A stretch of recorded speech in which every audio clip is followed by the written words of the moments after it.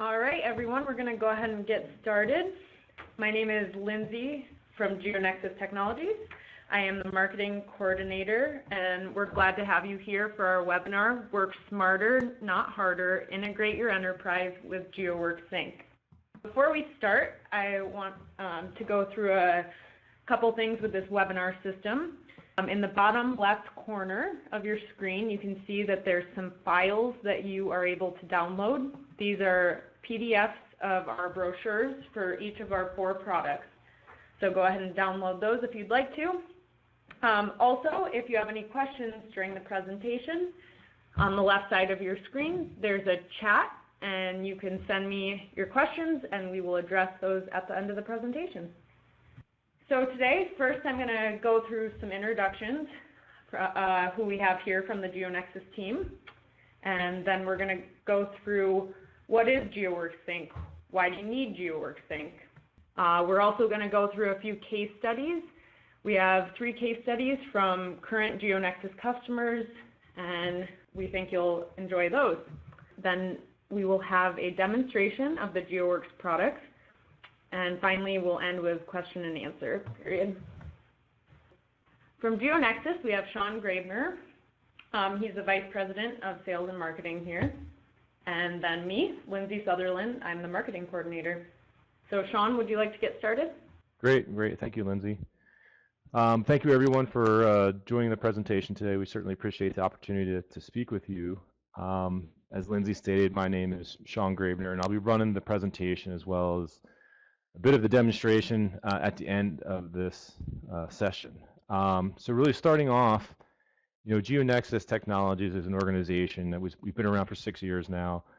We focus on the commercial off-the-shelf solutions, products for bringing together the GIS, Esri GIS technology. We're 100% committed to Esri GIS on the one side, and enterprise business systems. And in that blue circle, you see various acronyms, EAM, CC&B, customer care and billing, CIS. So when we look at these enterprise business systems, that's really what we're classifying within that category. Our goal is really to kind of bridge those 2 technologies together. We are an Esri business partner as well as a business partner with IBM, Oracle, SAP, and we work closely with ABB as well. And we have over 35 customers, primarily focused in North America, but we're starting to see some growth internationally as well. So just kind of first and foremost, I really wanted to reinforce that our business and our product, GeoWorx Sync, is really representative of our commitment to our customers. When we look at GeoWorx Sync, right, it's going through this process, and it's that productized commercial off-the-shelf synchronization tool, right?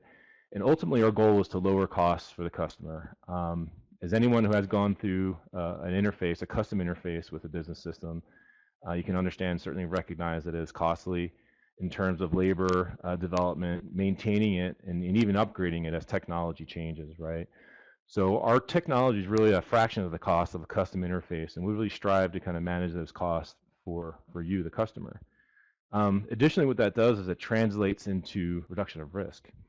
So we're trying to manage that risk as well, because essentially we are alleviating any sort of burden on your organization to essentially maintain that code, right? There's no need to, as personnel changes, as folks turn over either with a system implementer or within your organization, we take on that burden to maintain that product that we offer to ensure that you can leverage the latest versions of technology from both Esri and the different enterprise systems that we noted.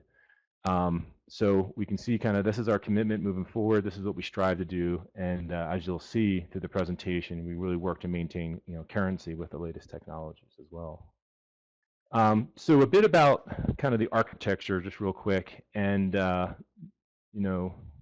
if the majority, if not 100% of the attendees of this webinar are Esri customers, right? Because we're committed to that Esri platform. So this is a diagram or picture that you should be familiar with in terms of the Esri desktop and the web and application and all the kind of the devices they support, as well as that ArcGIS Online and portal messaging, right? So our technology just kind of extends it and is complementary to that architecture as well. So just kind of going from top left to right, we have that sketch tool, which is that red line application that supports various web applications, whether it be Maximo Spatial can be launched from, or an Esri web application. We have GeoWorx Office, which is that web app builder application. So it supports Esri web app builder, which requires Esri ArcGIS Online. And that's unique to provide a map-centric view of your assets and GIS information and really interface back and forth behind the scenes to the different enterprise systems. We have a mobile application, which is really a great tool to process tasks that's supported with Oracle Utilities WAM in the field. And then, of course, today we're here to talk about that Sync product, which we'll go through the presentation for. So when we look at kind of the necessity, kind of the problem statement here, what we see is typically various organizations, large and small, have these silos, right, where they have Esri GIS data and Esri users on the one hand side that are working day in, day out to maintain and update and edit information. And really that information is assets, right? And they have a spatial component associated with it. So they really kind of take care of that information there. On the other side is an organization or a silo which is really that enterprise system. And we have different users there, different personas, right? Different type of person that is managing assets, and they're more concerned about the depreciation value, the preventative maintenance cycles, the inventory in the warehouse, right? That bill of materials. So often they operate in different fashions and unfortunately in a disconnected or siloed environment. And really what these silos do is they can be translated into databases, right? Because these respective systems, these respective personas have different databases that they manage and maintain. And again, they typically are not connected, right? They're kind of working independently, which often includes manual processes or duplication of work to maintain this different data and different systems. And so on the one hand side, right, we're looking at different organizations that could be water assets, street lights, pipeline assets, bridges, you know, all these different assets that they're managing and monitoring. And on the other side, we've got this suite of Esri tools that really allows you to kind of take information from the field to office and use with different processes and workflows. So we've got the server and desktop tools, the ArcGIS Online, making use of all that asset information within the dashboard and collector and explorer, right? And with that information being disconnected, it's really kind of troublesome to kind of bring it all together and kind of get a good representation of your solution, of your system. So again, what we seek to do is we try to tell the story that helps us, we communicate the story that helps your organizations, whether you're a utility, local government, regardless of what industry you're in, to kind of bring this information together, ensure that the respective databases, the respective organizations, or perhaps silos that are working throughout your organization all have a common picture of the states of assets and really leverage that Esri platform to visualize this information and enable your organization to do more in the office, in the field, and in different roles and responsibilities. So with that, I'll hand it over to Lindsay real quick to kind of ask you a question here. All right. I'm going to go ahead and open a poll and ask, what type of GIS and EAM integration does your organization have? All right, so if you want to answer the question, I'll give you a couple more seconds to do so.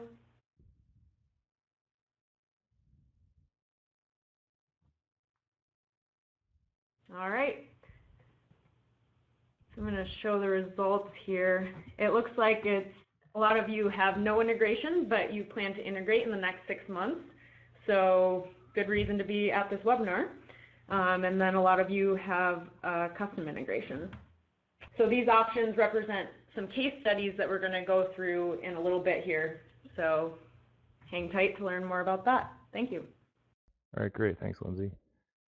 So really interesting information, right? It's kind of great because it aligns with the theme of this presentation, right? And so in short, you know, really what is GeoWorx Sync? And as we discussed, you know, we're looking, you know, on the left-hand side, 100% committed to that Esri platform. And we have that synchronization tool by our organization that has productized adapters for Oracle Utilities WAM, IBM Maximo, ABB Ellipse today. When we look at these adapters, we really look at that magic quadrant from Gartner that looks at EAM systems, and the EAM providers, the technology providers that are in that quadrant, are really who we want to focus on. And so we have these three available today, and we've got a couple other conversations that are happening to build additional adapters for other EAM solutions. And we're really excited about that, and something that we're going to celebrate a little bit later this year. But again, we kind of focus on this, right, for now. And we certainly recognize that beyond these technologies, there's other organizations that have GIS technology as well that extend that Esri platform. And when we look at those, two of them kind of jump out at us right away. And that's Ericsson's Network Engineer, which is a telecommunications solution, as well as Schneider Electric's ArcFM product, which is a solution for utilities.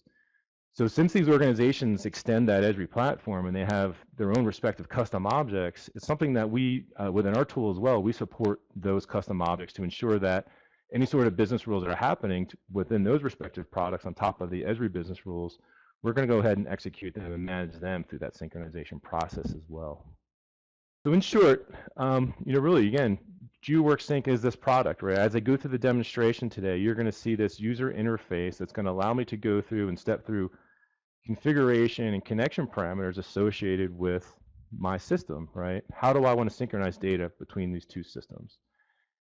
You can see in the middle right there, it says bi-directional synchronization. So we certainly support that. That's really what our solution is all about. However, each organization, each customer we work with is unique.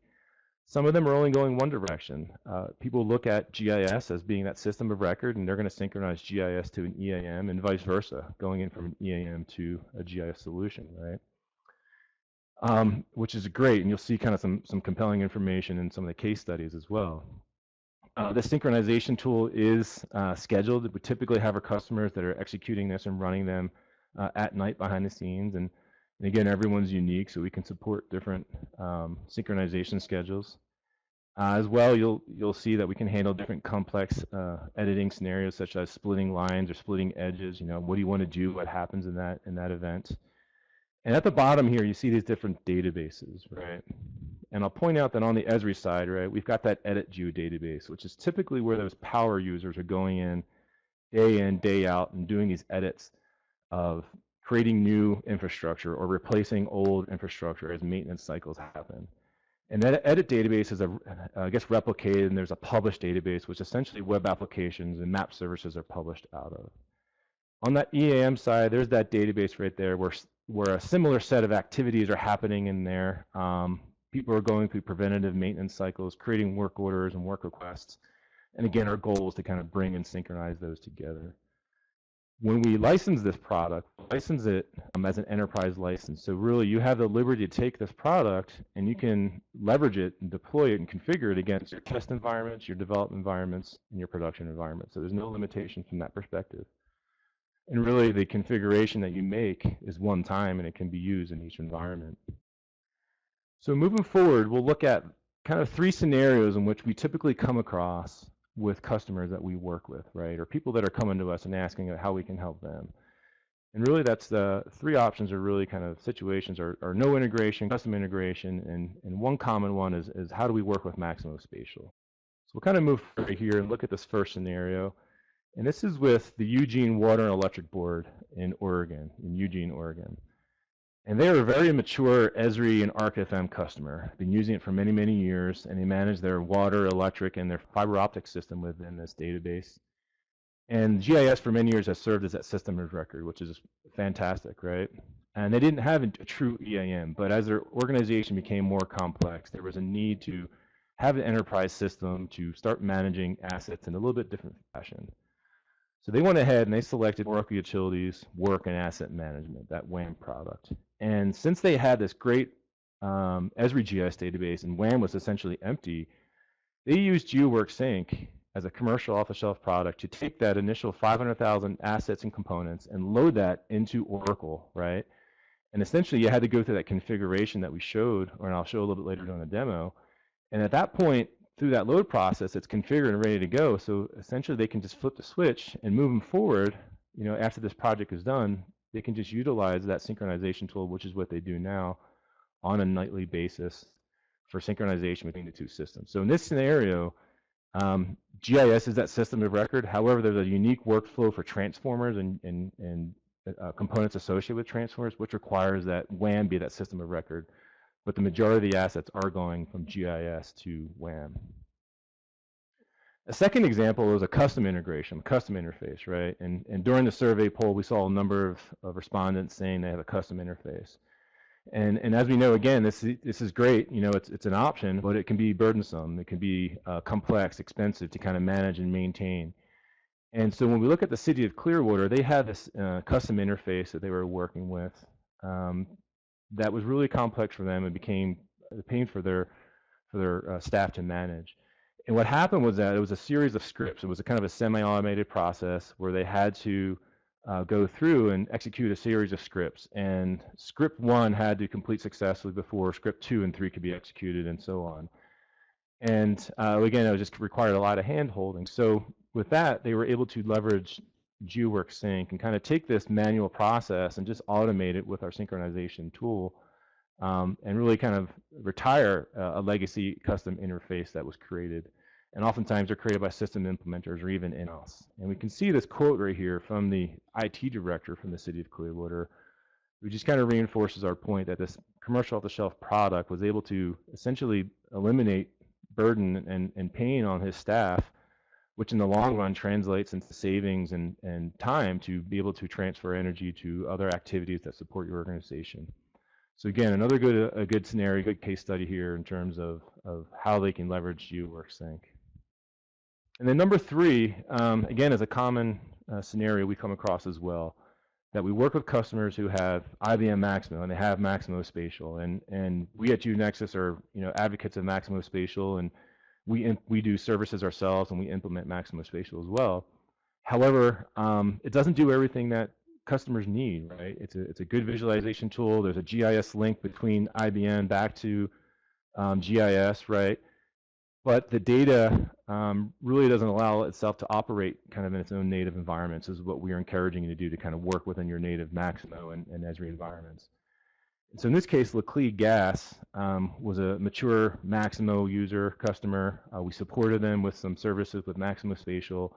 And then we basically brought in this GeoWorx Sync tool to kind of load data and synchronize between Maximo, right? You can see they're synchronizing 1.8 million assets, but they're growing as well, which is really kind of the core example here for them, is that they're going through a series of mergers and acquisitions. And they're the Laclede group, right, that has Laclede Gas, and then they purchased Missouri Gas and Electric, and then they recently acquired Alagasco down in Alabama. So all of a sudden, they've got 3 different geodatabases that are in 3 different projections, but they all want to take this information and bring it into a common database and synchronize it with a common asset system, right? So one of the benefits, the added benefits, and I'll hit on a little bit in the presentation, is that there's some intelligence and a lot of logic behind the scenes with GeoWorx Sync here.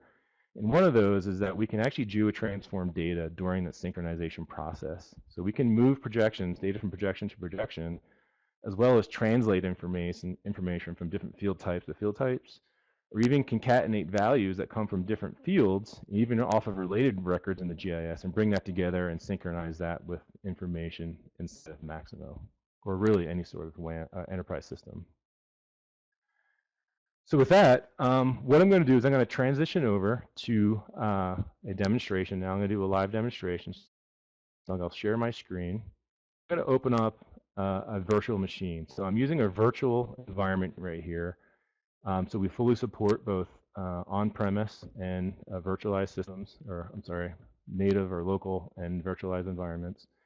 And we can see that I've got ArcMap open, I've got IBM Maximo, and I have GeoWorx Sync, right?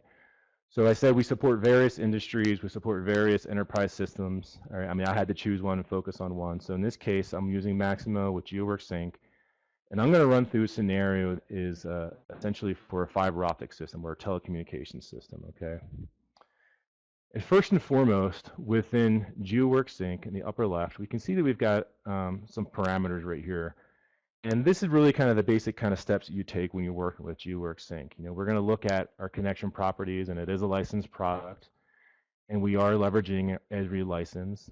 So you have to apply an Esri license right here. That license is utilized in that synchronization process, but does get released after the fact when synchronization is done, so it's not dedicated.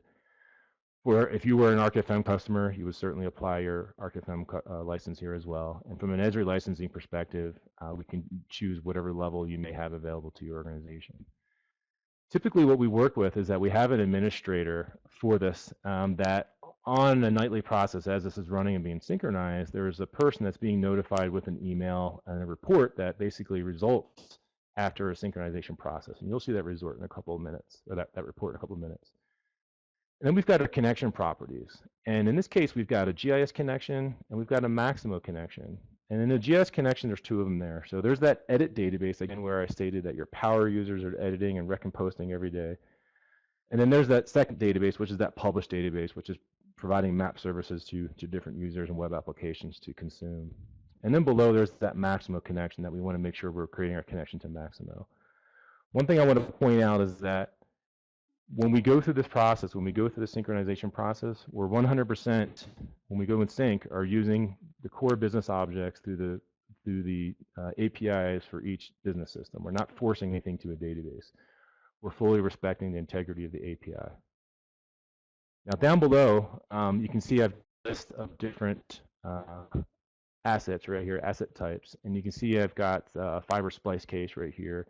This is grayed out because this is disabled, and so we can enable and disable information within the system right here. And you can see we even have a preview mode, right, which allows your organization to preview what the synchronization results may be prior to actually pushing it into your test or production or dev environments, right? Now, for the sake of this presentation, I'm focusing on fiber equipment. So this is the only data set that is enabled. And I've got a list of information right here as well associated with this fiber equipment. So I'll go through my data sources real quickly in a second, but I wanted to point out that we're focusing on the asset. Within each respective enterprise business system, there's different components or work requests or service requests or work orders, whatever it may be. We support all that information and can synchronize all that data as well. In this case, I'm focusing on the asset in my presentation. And then we've got a unique set of business rules for both going from GIS to Maximo as well as from Maximo to GIS, because we may have different behavior that we want to configure. So as I go down this list, I'm looking at my GIS source, all right? It's the NE schema. My feature class is called equipment. And my unique ID that is linked between the two systems is called max asset number. In this case, I have a where clause that specifies I want to focus on equipment that has a category name that it equals fiber, right? So we can actually kind of have a granular level of information that we can synchronize between data. Over here is a very similar configuration because that's that published system. But now I'm looking at the Maximo database, right? In this case, I'm looking at the site ID of Teleco. Again, looking at the classification ID of equipment, which is its counterpart to the equipment feature class within the Esri Geo database. And again, we have an asset number that we're managing here. As I move down my list, I can look at GIS to Maximo. So in this case, what I'm looking at is essentially my rule is set up that says GIS is the system of record, okay? So I'm going to have a certain set of configuration here that says GIS is going to do this Maximo. And when we do that, we look at, sorry about that, we look at details right here, what happens on create, what happens on modified, and what happens on relate, delete, and so on. So we have different rules for different types of behaviors within our system here. And if we look at this, we can go through and we can see that, for example, if I look at, let me just kind of click on this real quick. If I look at this feature class, right, this field right here, this specifies what that GIS field is from, our field is from the GIS system. This is a live read into the system. Over here on this firmware release, on this right-hand side, we can see that we have the Maximo attribute, right? So again, we're kind of mapping this information right here from this interface right there. And this is for the Curate information, but as well as we can specify what we want to do on the delete all the way up to a split, right? How do we want to manage this for a split?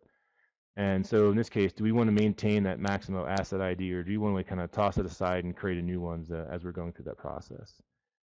If I move over to Maximo GIS, you can see on Curate, there's nothing specified right here, right? So again, in this case, reinforcing to me that GIS is that system of record. That's what I'm using to do all my creates. And so I don't have any rules here for create from Maximo to GIS, but I do have information about modified. In this case, what it's saying is that if I were to modify inside of Maximo, the firmware or the software release version, this is what I'm going to synchronize back to the GIS. So we can certainly go ahead and do that. So this is a quick overview of the sync tool. So I'll just close this out real quick. And I'll move over here to ArcMap, right? So I have an edit session already started over here. And you can see that in this case, I'm working within a version, right? I've got my GeoWorx or GeoNexus Sync webinar version here. I even have a work order Curate that has that same information specified right there. And what I want to do is I'm going to go to a bookmark and zoom into my demo area and kind of just set the stage for what's going to happen here.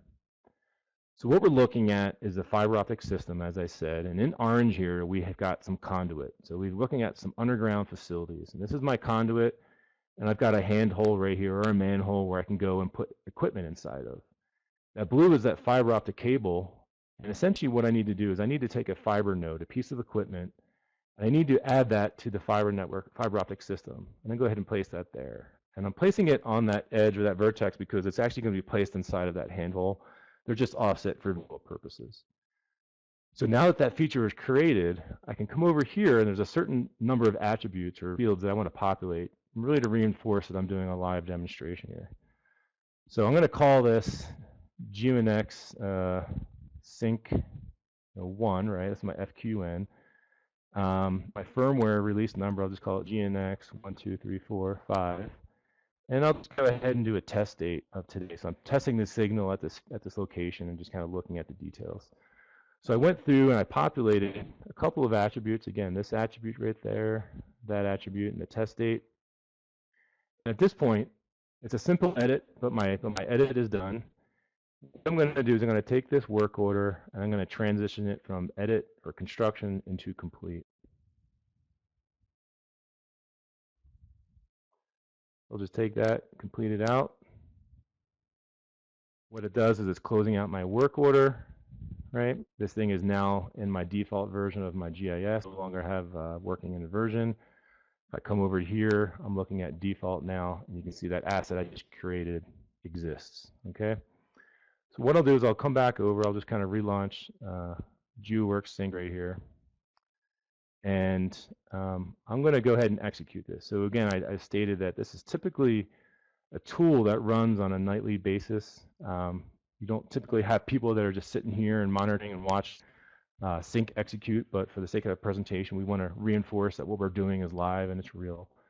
What you're going to see is you're going to see a series of rows pop up and go through kind of the different steps that are happening within the solution right here.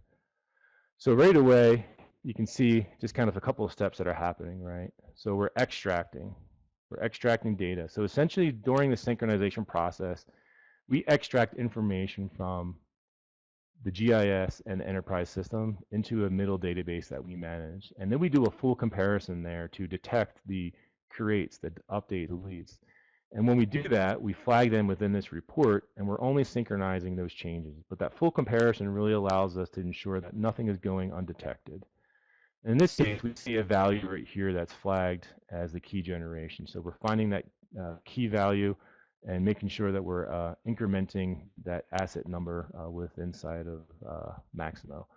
And you can see all these values happening right here are going through this process. Additionally, we've got more records that are popping up. It's all the same record, but it's letting us know that for that edit system, right, from edit to publish, we've gone ahead and created that. From our edit database to the asset database in Maximo, we've gone ahead and synchronized that. We've managed the history associated with this information or this respective asset. And then what we'll see in just another minute or a couple seconds is that it's just kind of wrapped up and it'll go away. So again, typically we don't watch this, right? It just kind of happens behind the scenes. When this runs, a report gets sent to the administrator. And at this point, I can go over to my reports. If I look at the time, date, and stamp here, I've got a series of reports that I can look at. And what this does is it's going to provide me with a nice summary of everything that happened during this synchronization process. And all of this is driven based on the configuration that is predetermined by my GeoWorx Sync system. So I can see a time, date, and stamp, a nice kind of good report, nice detailed report. I've got different details, and I can click on these links over here. So I've got some warnings, but this is just telling me again that I didn't enable these data sets because again, I was focused on the fiber equipment. But really what I want to look at is my create. And so what happened was that it created, right, in publish and in the asset system from our database, it created a new feature, a new asset. So I'm going to take this asset ID, I'm going to copy it, and at this point, I'm going to move it over to Maximo. I'll just paste that into here and search for this new asset inside of Maximo. You can see we find that. There's that fiber equipment, there's that node. And what I want to do is I'm going to click on the specifications here, which is really the equivalent of the attributes from a feature class, and we can see now came across during that synchronization process. So at this point, both my GIS database and my Maximo database, or really any enterprise business system, is now in sync. And that's ultimately the goal of our product here. So I'm going to minimize this. I'll kind of stop my sharing, and I'll go back to the presentation. I know I realized I kind of went through a lot right there, right? And it's a good thing because Lindsay's recording this and we can share it after the fact. But I want to move forward and kind of close out kind of go to the closing message here, right? And really is that if you choose to work with GeoNexus, right, you're joining a community. We have a different community of customers that are across different industries. So therefore, there's a common group of people that have similar problems, similar goals, and similar objectives, and really similar business systems that you may have today. And they've gone forward and worked with GeoNexus to go ahead and utilize our tool to support these different practices. And again, everyone's unique. Everyone has a different business driver. But please understand that there's a community out there that you can meet with and you can talk with and has a common goal similar to you. What this translates into is really a product, right? And we collect annual maintenance and support for this product. Therefore, we can take these dollars and reinvest it back into GeoWorx Sync, or really a product that we offer. So in our upcoming release, GeoWorx Sync version 3, we've got some enhancements right here. And here's just an overview of some of the enhancements that I'll point out real quick. Number one is that bottom right is that near real time. As stated, we're synchronizing typically on a scheduled basis, and everyone pretty much does it nightly. And when we synchronize, we're synchronizing about 600,000 to 1 million records per hour. This near real time will allow a more frequent synchronization interval to happen. So as folks are in the field and you're editing data and things need to be synchronized, we can support a quicker transaction process to move data between these two respective systems. Below you see the RDBMS Access. Again, I stated that we have Esri GIS and other business systems there that we support. This RDBMS Access basically supports the concept of being able to move data between database to database without having really being too concerned about which enterprise system it is. So really we can kind of move information because we understand that you support different databases in your organization and they need to have kind of common data. And then on the upper left is that multiple configurations. And really what that is that we support various connections. And what these configurations are, there's a little bit different, is in the fact that perhaps on a Tuesday you want to synchronize a certain subset of data, and then on Thursday another subset, and on a Saturday a third subset. Well, that's essentially a configuration, right? That whole tree of connections and all those parameters is a configuration. We're going to introduce that concept of multiple configurations that allow you to kind of synchronize data as you plan to, as you desire. The final message, kind of parting message here, just kind of want to reinforce, right, the business benefits in working with GeoNexus and GeoWorx Sync. Number one, as I said, is that commercial off-the-shelf product, right? I really want to reinforce that we're using the business objects, we're using the appropriate APIs, we're not shoving anything into database tables, we're going through the appropriate APIs to do so. Number two, and this is important, is the schema changes. There are no schema changes required by our products. So therefore, we're not creating any additional tables or feature classes in the GIS database or additional tables inside of the enterprise business system. This is really important because we're doing a live read between the two systems and we're mapping them within GeoWorx Sync. Number three, as you saw a bit of this in my overview of my presentation, is the whole logic, the intelligence behind GeoWorx Inc. of supporting the configuration, the validation, notification and reporting. That report is invaluable, right? It gives a great detailed summary. And although my edit was very simple, we would capture hundreds, if not thousands, of edits during a typical synchronization process for a larger organization. All that being managed within that user interface. Again, really important thing here is that full comparison of your creates, updates, deletes, and so forth. Again, ensuring we're going to capture everything. The chances of missing some sort of synchronization and moving it to database is really eliminated. And at that point, we kind of take this and we don't do a full synchronization. We're just going to synchronize the differences, right? And lastly, kind of the most powerful message, I think, is that at the end of the day, you own this product. You purchased it, you own it. We will enable our customers, and we really strive to enable our customers to own this product and manage it and administer it. Therefore, you don't need to call GeoNexus for a schema change, for a rule change, for a configuration change. We're happy to help you, but of course, you have that power to do that yourself and really to support the GeoWorx Inc. Tool. So with that, again, I appreciate the opportunity to kind of speak with you. Thank you, Sean. All right, and just to end, I'd like to tell you about where we're going to be the next few months. We'll be at the Maximo Utility Working Group meeting in Detroit on April 26th. So if anybody wants to set up a meeting or a more in-depth demonstration, just let me know. We will also be at the Esri User Conference at the end of June, and our booth number is 2407. And we'd also like you to follow us on LinkedIn, Twitter, and Facebook if you would like to do that. And so thank you very much for attending the webinar today. And if you have any questions, please email us.